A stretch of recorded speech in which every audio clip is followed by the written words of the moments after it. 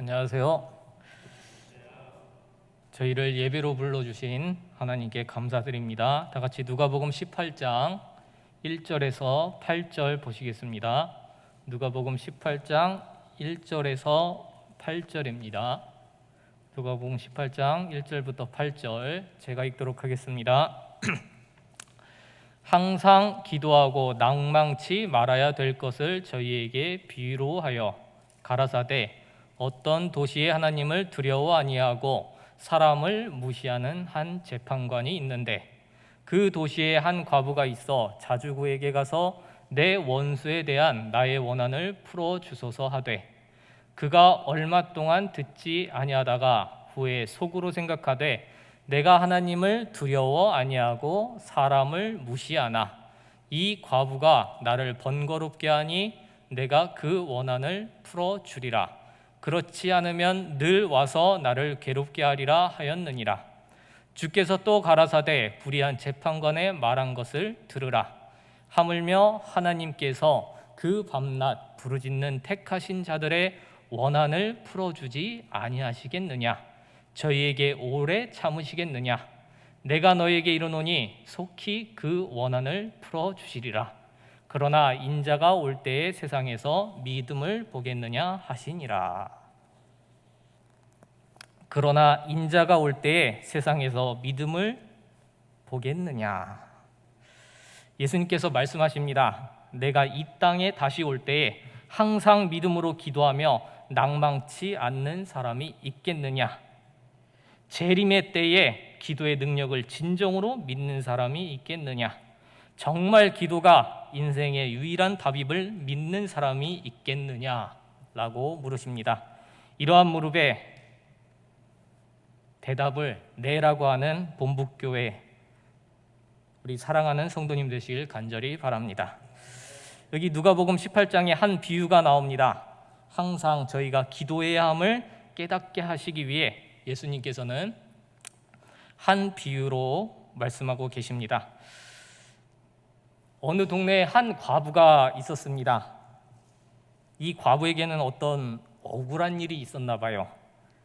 그 일이 무엇인지는 자세히 모르겠으나 당하지 말아야 될 억울한 일을 당한 것 같습니다. 홀로 사는 과부이기에 사람들이 부당하게 대한 것 같습니다. 아무런 힘도 없기에 이 과부를 무시하여 이 과부로부터 누군가 이익을 얻은 것입니다. 이 억울함을 호소하고자 과부가 재판관을 찾아갑니다. 재판관을 찾아가서 옳고 그름을 확실하게 정리하기 위해서 찾아갑니다. 그리고 이 재판관을 찾아가 말합니다. 나의 억울함을 좀 풀어주소서. 그런데 문제가 있습니다. 문제가. 이 재판관이 예수님께서 말씀하시기를 하나님을 두려워하지 아니하고 사람을 무시하는 재판관이다 라고 나옵니다. 재판관이면 옳고 그름을 확실히 나눠야 되는데 재판관이 불의합니다. 옳은 것을 그르다 하고 틀린 것을 옳다고 하는 사람이 재판관입니다. 옳고 그름이 중요한 게 아니라 자신의 입맛대로 하는 것입니다. 자신의 입맛에 맞으면 옳은 것이고 자신의 입맛에 맞지 않으면 틀린 것입니다. 참 이상한 동네입니다. 옳고 그름을 가려야 할 재판관이 불의하대요. 이 동네가 정상적으로 굴러갈까요? 절대로 정상적으로 굴러가지 않습니다. 시대 소망은 이 불의한 재판관이 사는 이 동네가 예수님 재림 직전의 세상이다 라고 말하고 있습니다. 지금 저희가 세상 소식을 들어보면 세상이 잘 굴러가나요? 옳고 그름이 확실하게 가려지나요? 다 그렇지는 않지만 저희가 보면 옳고 그름이 확실하게 정해지지 않는 모습을 자주 봅니다. 누구는 자신이 억울하대요. 억울하다면서 변호사를 10대 명이나 써요. 옳고 그름이 확실하다면 변호사를 그렇게 많이 쓸까요? 진실과 거짓이 아닌 입맛에 따라 결론이 나는 경우가 있는 것입니다. 그런데 더 큰 문제는 저희 주변에 이러한 불의한 재판관이 수도 없이 많다는 것입니다. 자신의 생각으로 사람을 판단하고 자신이 아는 것으로 사람을 단정해버리는 재판관이 저희 주변에 많이 있습니다. 한 남자가 있었습니다. 이 남자가 참 직업도 좋고 인물도 좋고 해가지고 여자들한테 인기가 많았습니다. 수많은 여자 중에서 4여자가 남았습니다. 그래서 이 4명의 여자가 이 남자와 결혼을 하고자 했습니다. 이 남자가 고민을 했어요. 내가 누구랑 결혼을 해야 될까? 그래서 내 기준이 있으니 이거에 맞는 여자랑 결혼하겠다 하면서 여자에게 500만 원씩 나눠줬습니다. 첫 번째 여자는 500만 원으로 사진기를 사서 이 남자를 따라다니며 사진을 찍었습니다. 그리고 이쁘게 앨범을 만들어주면서 나는 이 돈을 소중한 당신의 모습을 간직하기 위해 썼습니다 라고 말했어요. 두 번째 여자는 500만 원으로 남자를 위한 구두, 양복, 셔츠 등을 사서 남자에게 줬습니다. 이 돈은 소중한 당신을 위해 쓰는 것이 옳습니다.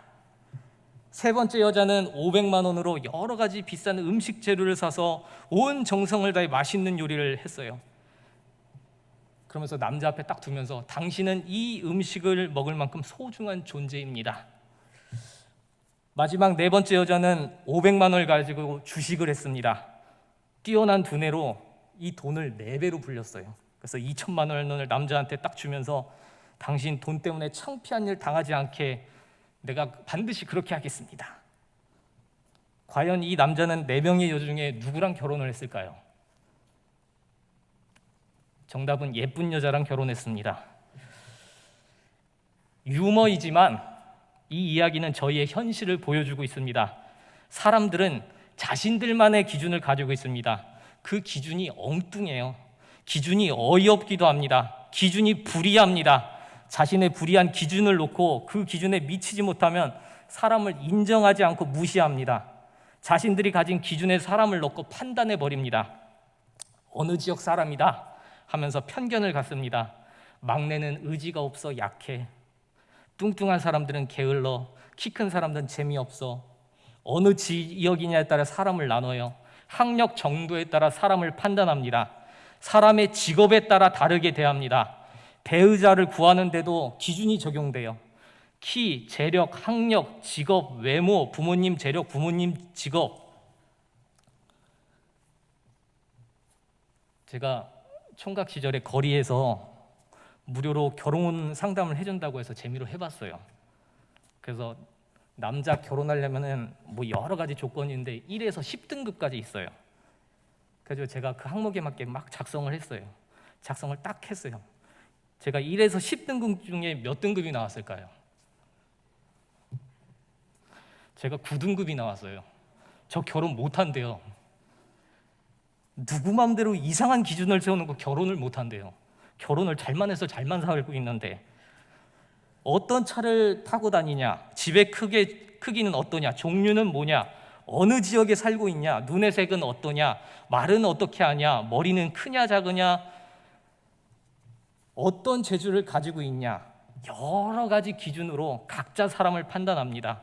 그 기준이 뭐라고, 그까짓 게 뭐라고, 이 사람은 좋고 저 사람은 안 되고, 내 기준에 이 사람은 함께하고 저 사람은 보내버리고, 내 기준에 이 사람은 잘 될 것 같고 저 사람은 문제거리가 될 것 같고, 내 기준에 안 맞으면 마음에 안 들고, 나와 뜻이 다르면 수구 꼴통이고, 나와 다르면 꼰대고, 나와 다르면 개념이 없고, 세상은 이렇게 불이한 재판관으로 가득 차 있습니다. 옳고 그름을 자신들 입맛대로 정해버리는 사람들이 가득 차 있습니다. 그래서 예수님은 말씀하십니다. 이 마지막 시대에 기도해라. 이 세상 재판관들은 저희가 아무리 호소해봤자 그들의 입맛대로 정해버립니다.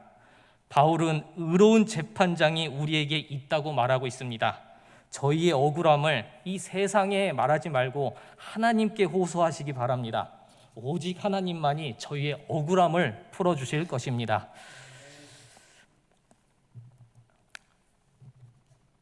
과부가 불의한 재판관을 찾아갑니다. 억울함을 풀고자 찾아갑니다. 과부가 너무나도 억울합니다. 나도 살고 싶은데 힘없고 백없다고 사람들이 무시합니다. 살고 싶은데 살아갈 희망을 주지를 않습니다. 재판관에게 호소하고 또 호소하지만 이 불의한 재판관은 과부의 억울함을 들어주지 않습니다. 과부가 매달리고 또 매달립니다. 죽을 힘을 다해서 매달립니다. 그러자 이 재판관이 너무 이 과부가 매달려가지고 한 1000번 매달리니까 그제서야 한 번 들어줍니다. 아무리 못된 사람도 끈질기게 매달리면은 들어주는 것입니다. 제가 필리핀에 있을 때 비자를 연장하러 대사관을 간 적이 있습니다. 이 필리핀 사람들이요, 은근히 한국 사람을 무시합니다. 돈 있으면 받아주고요, 없으면 무시합니다. 원래는 돈을 써가지고 필리핀 뭐 이렇게 브로커 써가지고 가야 되는데 제가 왜 그랬는지 혼자 갔었습니다. 한 번은 새벽에 가가지고 딱 시작하자마자 제가 들어갔어요. 바로 비자를 연장하기 위해서. 한국은 뭐 전산으로 막 이렇게 하면 바로 딱딱 되지만 필리핀은 그게 얼마나 복잡한지 제가 이것저것 다 하고 오후 2시가 됐어요. 이제 오후 2시가 돼서 마지막 창구에서 도장만 받으면은 이제 비자가 연장이 돼요. 제가 창구에 줄을 서 있었어요. 그리고 이제 제 차례가 됐는데 제가 그 창구 앞에 딱 서 있는데 저를 그냥 무시하고 다른 서류들이 계속 들어오는 거예요. 왜냐면 제가 돈을 안 내니까. 다른 서류들을 막 먼저 처리하면서 이런 눈빛을 보내는 거예요. 너도 돈 내. 그럼 내가 빨리 처리해 줄게. 제가 2시부터 끝나기 5시까지 계속 기다렸어요. 저도 갑자기 솔직히 돈은 있었어요. 돈은 있었는데 오기가 생겨가지고 그래 네가 이기나 내가 이기나 한번 해보자 하면서 돈을 안 주고 막 버티고 있었어요. 그러고서는 그 대사관 직원을 계속 쳐다봤어요. 나 좀 해주라, 나 좀 해주라. 5시 반에 문 닫을 시간이 왔는데 제가 계속 버티면서 그 서류를 이렇게 내밀고 있으니까 그 창구에 있는 사람이 불쌍히 있는지 해주더라고요. 예수님께서 이 재판관 이야기를 하신 후에 이렇게 말씀하십니다. 하물며 하나님께서 그 밤낮 부르짖는 택하신 자들의 원한을 풀어주지 아니하시겠느냐? 저희에게 오래 참으시겠느냐? 하물며 이 못된 재판관도 이 못된 이 대사관 직원도 1000번에 한 번은 들어주는데 하물며 너희를 사랑하는 하나님은 얼마나 빨리 들어주시지 않겠느냐? 세상에서 제일 빠른 새가 어떤 새일까요? 세상에서 제일 빠른 새가 눈 깜짝할 새가 아니라요, 미국 캘리포니아에 사는 송골매래요. 송골매. 이 송골매는 최대 시속 380km까지 내릴 수 있대요. 제가 한 영상을 봤는데 이 송골매가 절벽에 알을 낳고 새끼를 키워요. 왜냐면은 이제 웬만하면은 그 잡혀먹지 않게 절벽에 이렇게 하는데 그걸 또 이제 그 새끼들 잡아먹으려고 뱀이 올라가요. 그 절벽으로. 뱀이 막 올라가면은 이 새끼들도 알잖아요. 내가 위험에 처했다. 그러면서 진짜 힘을 다해서 삑삑 거리는데 그 소리가 너무 작아요. 근데 이 엄마 송골매는 그거를 어떻게 들었는지 380km로 쭉 가가지고 거기 있는 뱀들을 이렇게 싹 치워버리더라고요. 이 어미새가 그 작은 가냘픈 목소리로 새끼가 찍찍거리는 그 소리를 듣자마자 바로 응답하는 것입니다. 저희 본부교회 성도님들도 자식들이 작은 신음소리라도 내면 어때요? 재빠르게 응답을 하시잖아요. 저희 부모님들도 이 새도 자식의 소리를 듣고 원하는 것을 바로 들어주시는데 하물며 저희를 사랑하고 만물을 움직이시는 하나님께서 저희의 억울함을 반드시 들어주신다고 예수님은 말씀하고 계신 것입니다. 그래서 예수님께서는 항상 기도하라고 하신 것입니다. 하나님께서 바로바로 들어주시니 큰 것 작은 것 가리지 말고 모든 억울한 것을 다 하나님께 고하라고 하십니다. 저희가 솔직히 순간순간 힘든 게 하나도 없어요. 다 힘들어요.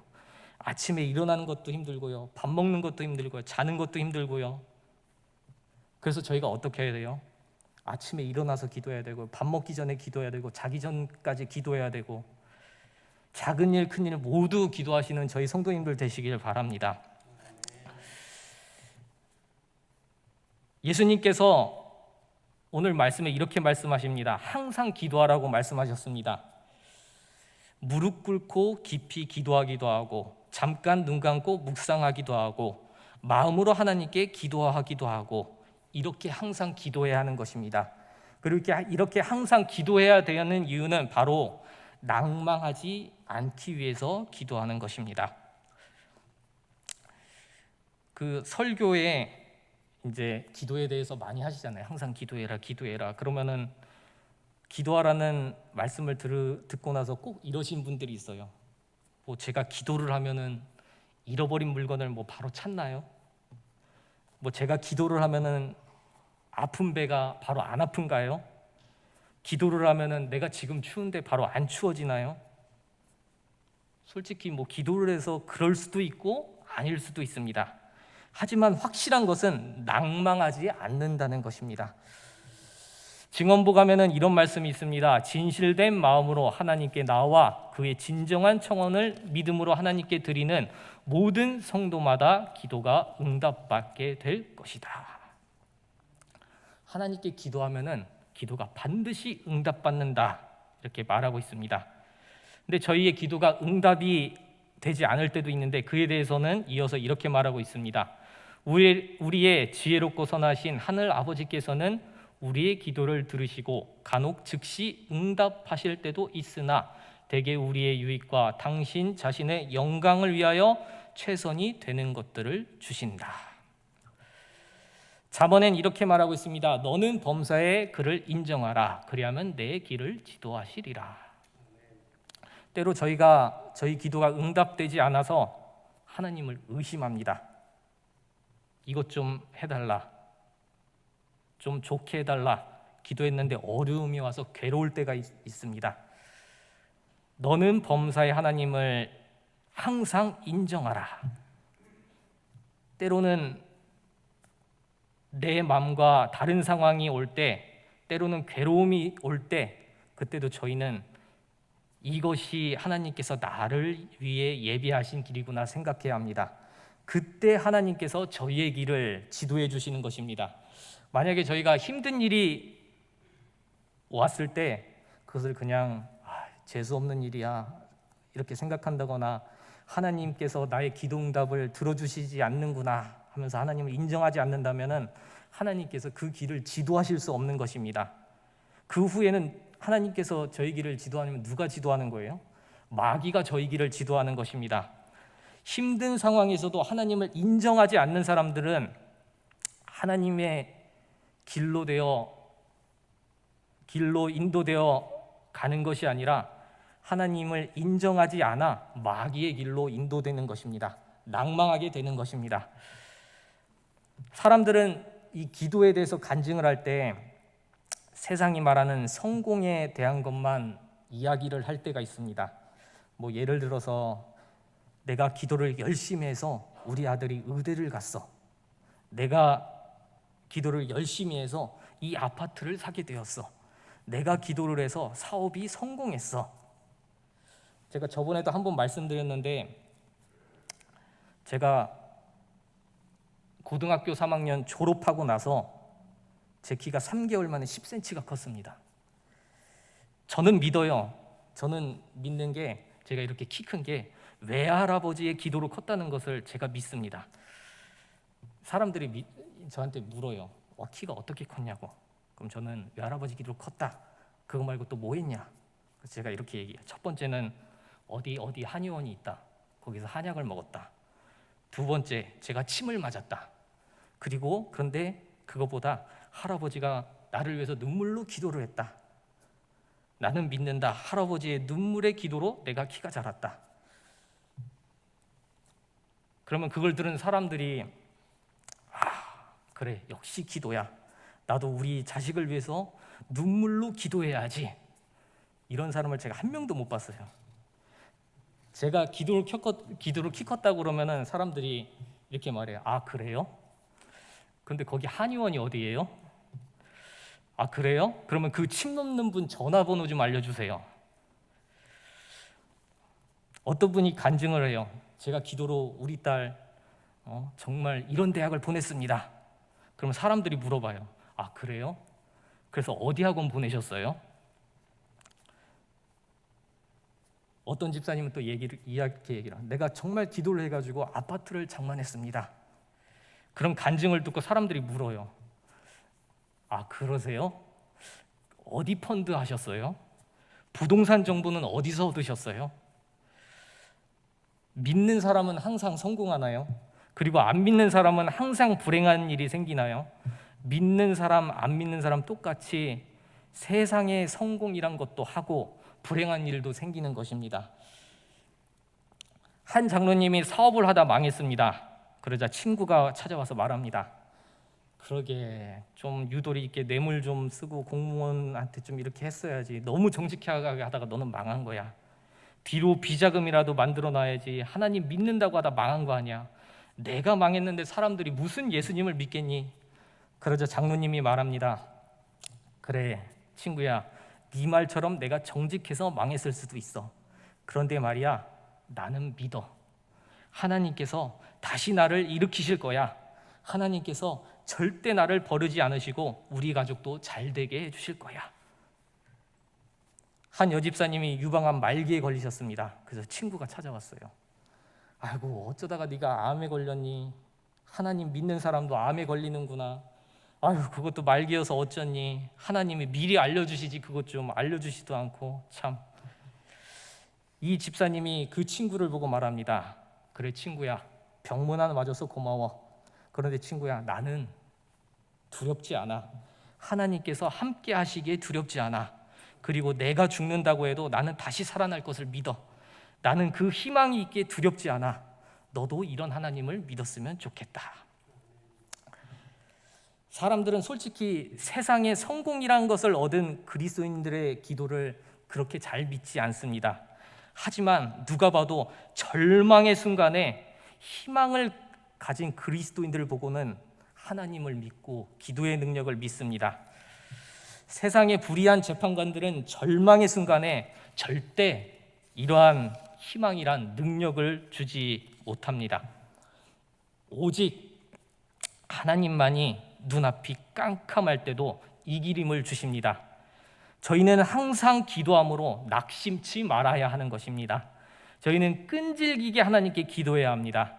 어떤 순간에도 하나님의 길로 인도되도록 범사에 기도해야 하는 것입니다. 제가 전에 있던 교회에 한 여집사님이 계셨습니다. 참 정말 보배 같은 분이셨어요. 조용히 굳은 일 다 하시는 분이셨어요. 그리고 항상 말씀 보시고 기도하시고, 이 집사님에게 25년 동안 해오신 기도 제목이 있었습니다. 그것은 바로 둘째 아들이 교회 나오는 것이었습니다.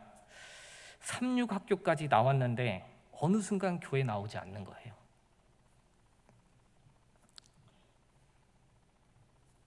그때부터 집사님이 기도를 하셨습니다. 교회 나오게 해달라고. 근데 25년 동안 나오지 않았습니다. 어느 날 집사님이 건강검진하다가 이상해가지고 병원에 갔습니다. 근데 이제 거기에서도 큰 병원 한번 가보래요. 큰 병원 가서 검사해보니까 머리에 꽈리가 생겨가지고 뇌수술을 해야 한다고 말하는 것입니다. 집사님의 마음이 심란했어요. 몸에 이상이 있는 게 참 심란하고 수술을 해야 되는 게 걱정이 됐어요. 근데 그거보다 더 걱정이 되는 게 뭐냐면은 이 일로 둘째 아들이 교회와 더 멀어질까 봐 걱정이 됐어요. 엄마가 그렇게 교회 열심이고 하나님 붙잡았는데 병이 걸렸어요. 그것도 뇌수술을 해야 되는 병이. 아들이 그거 보고 교회 나오고 싶을까요? 집사님이 좀 이해가 가지 않았어요. 그렇지만 계속 기도하셨어요. 그리고 결국 수술을 받으셨고 수술이 잘 돼서 몸이 좋아지셨어요. 이 둘째 아들은 여전히 교회 나오지 않았어요. 교회랑 더 멀어지는 것 같았어요. 하지만 집사님은 계속 아들을 위해서 기도했습니다. 얼마 후 왜 그런지 이 집사님이 몸이 또 안 좋아서 병원에 가셨어요. 근데 이번엔 콩팥이 안 좋아서 콩팥 때문에 고생을 하시다가 결국에는 투석을 받으시게 됐어요. 참 집사님이 답답했어요. 그렇게 기도하는데 하나님 어떻게 병을 계속 주시는가? 이런 모습을 보고 아들이 교회 나오려고 하겠는가? 하나님 믿었더니 병을 연속으로 크게 얻는 모습을 보고 아들이 교회를 나오려고 하겠는가? 집사님이 답답한 마음에 진짜 기도만 계속 하셨어요. 점점 더 아들이 교회랑 멀어지는 것처럼 보였습니다. 제가 병원에서 아드님을 몇 번 봤어요. 참 표정이 안 좋았어요. 사랑하는 엄마가 아픈데 어떤 아들이 표정이 좋겠어요. 참 집사님 이런 모습을 보고 교회를 쳐다보지도 않을 것 같더라고요. 교회만 바라보고 하나님만 바라보던 어머니가 큰 병을 연속으로 얻은 모습을 보고 누가 교회에 나오겠어요? 그런데 참 신기하게요, 집사님이 투석을 받기 시작할 때 이 둘째 아들이 교회를 나왔어요. 집사님의 25년 기도가 응답을 받았습니다. 집사님의 둘째 아들이 병에 걸린 어머니의 모습을 옆에서 지켜봤어요. 머리 수술을 하고 투석을 하는 그 어려운 지경까지 오고 그 모든 모습을 다 지켜봤어요. 그런데 이 집사님이 그런 와중에도 항상 미소를 지으셨대요. 항상 긍정적이셨대요. 항상 평안함을 마음을 가지고 가족을 받아줬대요. 그렇게 힘든 와중에도 그런 집사님의 모습에 이 둘째 아들은 하나님의 모습을 본 것입니다. 하나님은 집사님이 25년 동안 드린 기도를 응답해 주셨습니다. 꾸준하게 드린 집사님의 기도에 하나님은 하나님의 방법으로 응답해 주셨습니다. 화이트 부인은 이렇게 말하고 있습니다. 참을성 없는 마음으로 어려움의 매듭을 끊어버리고 문제를 절망적으로 만들지 말라. 하나님께서 그대들을 위하여 얽힌 실을 풀어주게 하라. 그분은 우리의 생애에 어려운 문제를 취급하시기에 충분할 정도로 현명하시다. 우리가 그분의 계획들을 반드시 볼 수 있는 것은 아니다. 그러므로 우리는 그 계획을 훼손시키거나 파괴하는 일 없이 그것들이 성취되기를 꾸준히 기다려야 한다. 그분께서는 가장 적당하다고 보시는 때에 그것들을 계시해 주실 것이다. 하나님께서는 나 자신보다 나를 더 사랑하십니다. 하나님께서는 나보다 우리 가정을 더 사랑하십니다. 그리고 하나님께서는 나보다 이 본부교회를 사랑하십니다. 이러한 하나님께 저희는 항상 기도해야 합니다. 나의 뜻대로 갈 때도, 또한 나의 뜻대로 가지 않을 때도, 정말 힘들어 보일 때도, 나의 마음과 달라 기도하기 싫을 때도 저희는 계속 끈질기게 기도해야 합니다. 항상 기도할 때 저희는 하나님의 인도하심을 받게 될 것입니다. 항상 기도한다는 것은 하나님을 전적으로 믿는다는 것입니다. 돈도 아니고 능력도 아니고 어떤 기술도 아닌 오직 기도만이 나와 내 가족을 살려준다는 믿음인 것입니다. 항상 기도하시기 바랍니다. 상황 봐서가 아니라, 시간 봐서가 아니라, 내 기분 따라 하는 것이 아니라 항상 기도해야 하는 것입니다. 쉬지 말고 기도할 때 매 순간 하나님의 인도하심을 받아 하늘까지 이르게 되는 것입니다. 부조와 선지자에는 이렇게 말합니다. 그리스도교나 그리스도인 개개인들에게 이르러 오는 가장 위대한 승리들은 그들의 재능이나 교육이나 재물이나 인간의 호의로 얻어지는 것이 아니다. 그것들은 열렬하고 필사적인 믿음으로 전능하신 팔에 매달릴 때에 하나님이 함께 하시는 기도의 밀실에서 얻어지는 승리들이다. 예수님께서 말씀하십니다. 인자가 올 때에 세상에서 믿음을 보겠느냐. 재림의 날 하나님께서 찾으시는 그분의 자녀들은 무엇을 많이 가지고 있는 사람들도 아니고 신앙생활을 오래 한 사람들도 아니고, 그리고 큰 교회에 어떤 성과를 이룬 사람들도 아니고, 항상 믿음으로 기도하여 승리한 사람들입니다. 이러한 믿음을 가지고 항상 기도하는 저와 성도님들 되시길 바라면서 말씀을 마치겠습니다.